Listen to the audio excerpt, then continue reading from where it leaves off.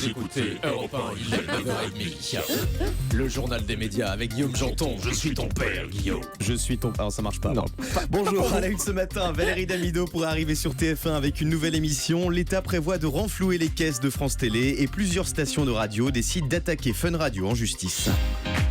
Et on commence donc avec ce projet de nouvelle émission pour Valérie Damido sur TF1. Elle nous l'avait révélé en exclusivité dans cette émission. Après son expérience dans Danse avec les stars, Valérie Damido se voyait bien rejoindre la première chaîne d'Europe. Un projet qui se concrétise peu à peu.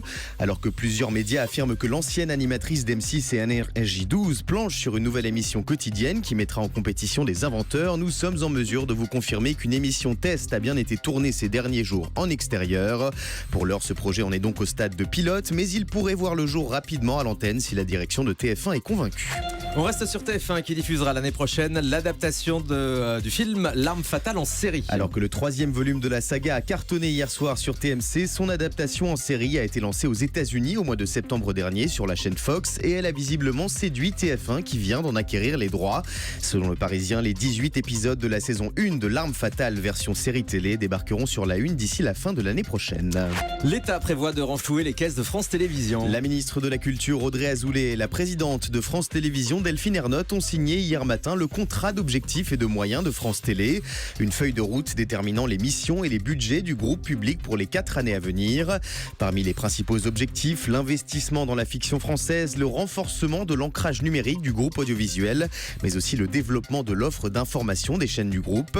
Tout cela a un prix. Pour mener à bien ces projets, l'actionnaire du service public déboursera 215 millions d'euros au total, soit une augmentation de 2,5% sur les 4 prochaines années. Des chiffres révélés par le Figaro ce matin.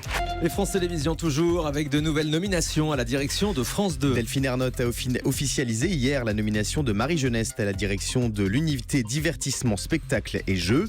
Cette productrice passée par plusieurs grandes sociétés de production dont Starling et Fremantle sera entourée de 2 professionnels des médias pour superviser les contenus de la chaîne. Corinne Fix pour les jeux et Nicolas Marinos pour les divertissements et les spectacles. Alors souhaite bonne chance dans leur nouvelle fonction. Plusieurs radios attaquent Fun Radio en justice. Après les accusations d'audience truquée qu'on vous avait révélées l'été dernier, les radios des groupes Next Radio TV, Énergie, Lagardère et Skyrock ont décidé d'attaquer Fun Radio. Selon les Échos, ces stations réclament au total une 50aine de millions d'euros. Une somme correspondant à la perte de chiffre d'affaires, mais aussi au préjudice d'image subi. Suite à cette affaire, Fun Radio avait été écarté de 2 mesures d'audience par Médiamétrie avant d'être réintégré au mois de septembre. La chaîne C-Star prépare un programme court sur les coulisses d'une émission de radio. La petite sœur de C8 se développe petit à petit avec l'arrivée de nouveaux programmes sur son antenne. Parmi eux, Le Morning, une mini-série coproduite par Cyril Hanouna racontant les coulisses d'une radio et plus précisément de sa matinale. Un univers que l'animateur connaît bien puisqu'en plus d'avoir animé la matinale de nos amis de Virgin Radio, il en est toujours le producteur. Le premier des 45 épisodes de cette fiction originale sera diffusé début 2017 sur C-Star. C'est une bonne idée ça peut être vraiment sympa. Les comédiens de la série Amour, Gloire et Beauté souhaitent de joyeuses fêtes à leurs fans français d'une manière très originale. Oui, alors que la chaîne du service public diffuse Amour, Gloire et Beauté depuis plus de 15 ans, plusieurs comédiens du soap-opéra culte se sont réunis autour d'un piano pour offrir un beau cadeau à leurs fans français, un live acoustique du célèbre générique de la série qu'on entend. Mais attention, en français dans le texte. Alors vous allez l'entendre, on sent que certains acteurs n'ont pas choisi français LV1 pendant leurs études. Amour, gloire et beauté.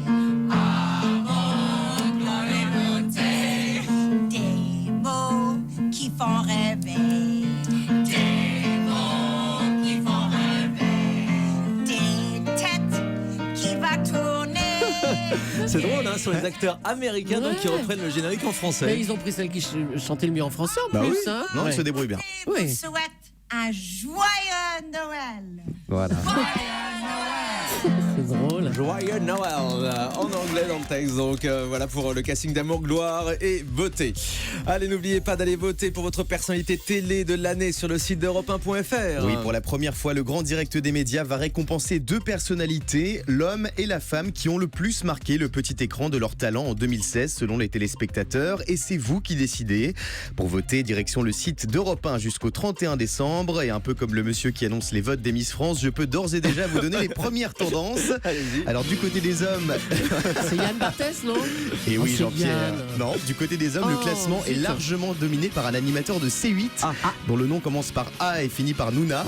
En revanche, chez Sur le les surnom femmes- est Baba, Ok, d'accord. ok. Voilà. Et chez les femmes, c'est très serré. Une animatrice de Canal+ est au coude à coude avec un visage d'M6, mais tout peut encore changer. Il vous reste 11 jours pour voter. Voilà, vous allez donc sur europe1.fr pour ce grand prix de la personnalité télé de l'année du Grand Direct des Médias.